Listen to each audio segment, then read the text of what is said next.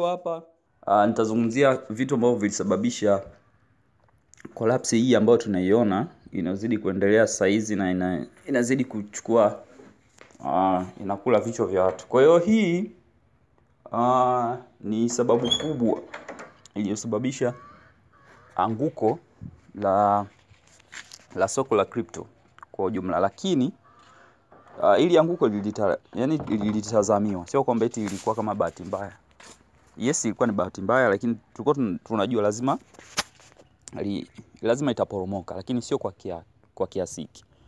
Kwa hiyo watu wengi sana ambao ni wageni wanaitwa noobs kwenye crypto, na wengi ambao hawajui cryptocurrency jinsi mfumo wake na system yake inavyofanya kazi, unaweza kukuta wanaanza kusema crypto imekufa, sijui kimeenda kimerudi, sijui nini, lakini sababu kubwa zilikuwa ni hizi hapa. Lakini sababu kubwa kabisa kuliko zote ambayo ilisababisha ili anguko ambalo lilianza toka mwezi wa ngapi, almost mwezi wa 3, ilikuwa ni hii hapa, Luna.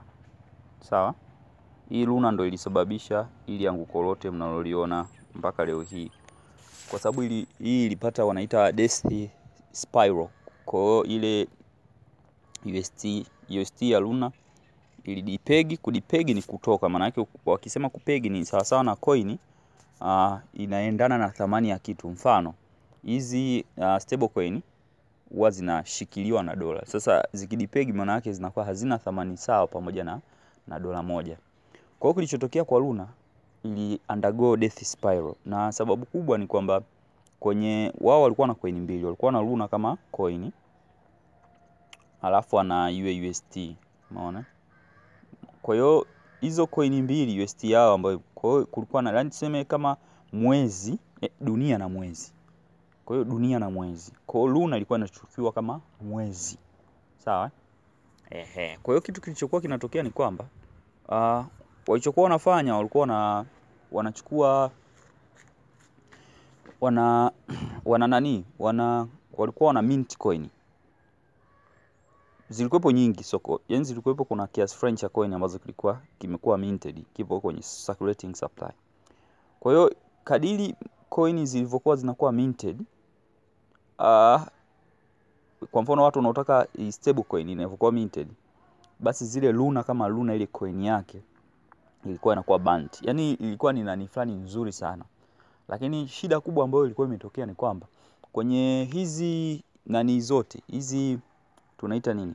Wanaita algorithmic coin, yani zile coin ambazo za kwenye internet. Shida yake kubwa ni kwamba huwa zina undergo hiyo death spiral, kwamba ikianza kucollapse tu ina collapse mpaka inakufa. Kwa wao wenyewe walitengeneza program ambayo, kwa sababu walikuwa na internet money, kwamba zikiwa ina depeg au useme ikiwa ina collapse, basi zile Luna zenyewe ile main coin iwe ina mint coin nyingi, which is yani kitu ambacho kilikuwa ni stupid. Kwa hiyo kilichosababisha ni hiyo Luna ilivyokuwa. Kwa hiyo Luna ilivyocollapse tu iliondoka na hiyo kiasi gani cha pesa, dola bilioni ngapi? Dola bilioni 80. Kwa dola bilioni 80, kuna kipindi Luna walinunua BTC kwa ajili ya kuisupport ile coin yao. Lakini walivyoona ile ngoma inaendelea kuzama chini, ikabidi wadampu 3 billion worth of Bitcoin. Kwa hiyo price kazidi kufanya nini? Ikawa inazidi kushuka. Tesla wakadampu tena 1 billion worth of Bitcoin. Prices zikawa inashuka. BlockFi kadampu 900. Kwa hiyo maana yake ilivyotokea Luna ilivyocollapse, hii BlockFi nayo ikacollapse, Celsius nayo ikabankrupt, Voyager nayo ikacollapse, 3 Arrows Capital nayo ikacollapse, BlockFi nayo ikacollapse. Japokuwa walipata bailout. Hii bailout ni hela ambayo ilitoka kwa nani? Kwa yule CEO wa nani? Wa FTX, yule Sam Bankman-Fried. Yeye ndo alifanyia bailout hii. Umeona? Kwa hiyo sasa miner capitulated. Kwa hiyo hizi ndo zilikuwa sababu kubwa. Yaani sababu kubwa kabisa ambayo ilisababisha. The main reason ilikuwa kwa nani? Kwa mzee baba mwenyewe hapa ambaye alikuwa ni nani? Ni Luna. Kwa hiyo Luna ndo ilikuwa ni sababu kubwa ya hizi coin nyingi kufanya nini? Kuweza kupata hiyo death spiral. Kwa hiyo ndio ilikuwa sababu kubwa kabisa kuliko sehemu zingine. Kwa hiyo baada sasa ya Luna kucollapse, ndio ikasababisha BlockFi waka collapse, ikasababisha Celsius ika collapse, ika collapse, maana ikaenda bankrupt, japokuwa coin yao bado ipo. VIJANA nayo bankrupt, Three Arrows Capital nayo bankrupt, BlockFi bankrupt. Kwa nini hizi kampuni nyingi hizi karibia tatu zili nini? Hizi ni DeFi. Kwa hiyo kutoka kwa mfano kama BlockFi zenyewe nazo zilikuwa zinawapa wateja wake kama 9% hivi. Celsius ilikuwa inawapa 5% return ile kwa mwaka kwa watu ambao watakoweza kuweka Bitcoin kwenye nani zao. VIJANA nao walikuwa wanakopa hela kwa watu, wanawakopesha watu wengine. Yes, yani kama benki zinavyofanya. Three Arrows Capital nao ilikuwa inafanya hivyo hivyo. Sasa Three Arrows Capital yenyewe ndio ilikuwa inafanya yani madudu ya hatari, umeona. Kwa hiyo ndio shida kubwa hii ya kufanya nini? Ya kufanya tunaita hiki kitu kinaitwa nini? Watu ambao wana speculate kwenye soko. Lazima uget wrecked yani. Kwa hiyo ndio hizi kampuni zote ambazo zilizo collapse ndio zisababisha anguko la soko la crypto sasa hivi. Umeona? Yani hili ndio anguko lililosababishwa na sana ni Luna ndio iliwapi hizo. Kwa hiyo anguko kama hili likitokea, hii ndio chance ya watu wengi kwenda kununua coin na kuweza kuaccumulate na kuweza kuweka zile coin ambazo unajua. Kwa sababu na hii inasababisha hata zile coin za kijinga ambazo hazina akili, hazina kichwa wala miguu, haya makampuni exchange hizi ndogo ambazo zina hold withdraw, kwa sababu hata Celsius wali hold withdraw kwa sababu gani? Kwa sababu hakuna ile huge return ambayo walikuwa wanaitegemea. Kwa hiyo return zinakuwa ni ndogo. Zikiwa ndogo haziwezi kwenda kupambana kwenye soko, hazina uwezo wa kuwalipa watu waliowekeza huko. Kwa hiyo goma ndo linaingia hapo. Mwisho wa siku ngoma lina collapse, watu wote mnapoteza pesa zenu. Kwa hiyo kikubwa zaidi ambacho nilikuwa nataka niwaeleweshe watu ni kwamba anguko la sasa hivi ni chance kubwa, ni opportunity kubwa kwa watu wengi kununua. Bado soko halijarecover mpaka mwezi wa 8. Yes, tunategemea mwezi wa 11 au 12 iliweza kurecover, mwezi wa 8 huu mwezi wa 9. Mwezi wa 11 au 12 kuweza kurecover. In short tulikuwa tunategemea kuanzia mwezi wa 9 ndio ilianza kurecover, lakini ngoma inaweza ikatoboa hata mpaka mwakani. Ukashangaa mwakani huko labda ndio mwezi wa 11 au mwezi wa 5 pale ikafanya nini? Ikabump. Lakini kwa huu mwenendo tunaoenda nao bado soko bado lipo down kwa sababu BTC bado inazidi kunini. Na kingine kilichotokea, kuna nani fulani hivi nao ambao Mount Gox, nishaitoa hii video, wameanza kuna Bitcoin kama 140 hivi na 40, kama 147. Wale watu ambao walikuwa wamefanyaje? Walikuwa hacked miaka hiyo, mwaka 2014. Kwa zile coin zao zinarudishwa kwa wao watu wamiliki.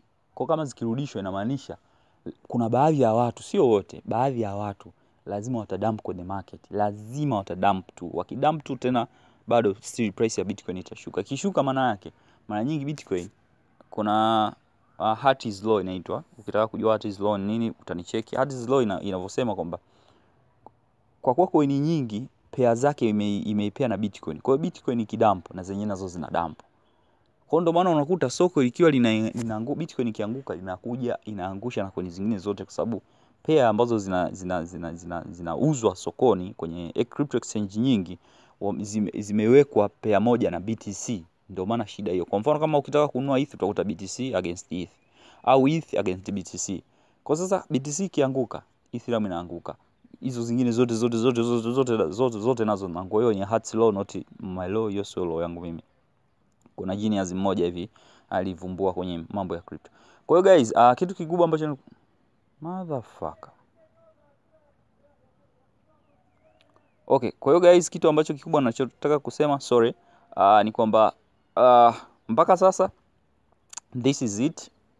Kikubwa zaidi ambacho tunatakiwa tukijue ni iko coin zote zipo vizuri saizi. Ukiwa na yes nani na ukiwa na ndani yako, karibu ingia sokoni nunua. Kama wewe ni mgeni, you are beginner, you are noob, hujui chochote kile, nimesha kuwekea contact hapo.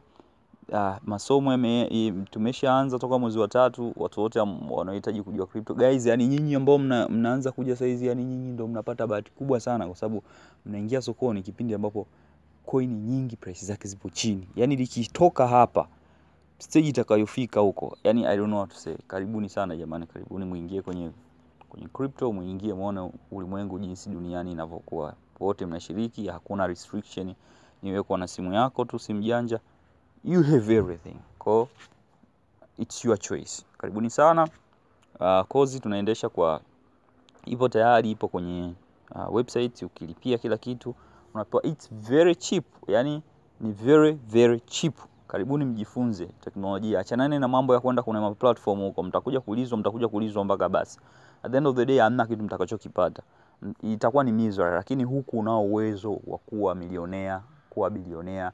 It's very easy. Pata elimu sahihi, nani atakayekuelekeza, nani atakufundisha, ununue kweni sahihi. After 5 years, 2.5 years, 5 years, 7.5 years, 10 years from now, tutakuwa tunazungumzia mambo mengine. Utakuja kunishukuru kipindi ambapo, yani I don't know what to say. Utakuja kunishukuru kipindi hiko ambapo wewe mwenyewe ushapata mafanikio yako. Utakuja kuzungumza kwamba kuna mtu alinielekeza na alinishauri mwaka 2022 kununua coin kwenye deep. Leo hii na manufaa na faida kubwa sana. Okay guys, have a nice day. Thank you.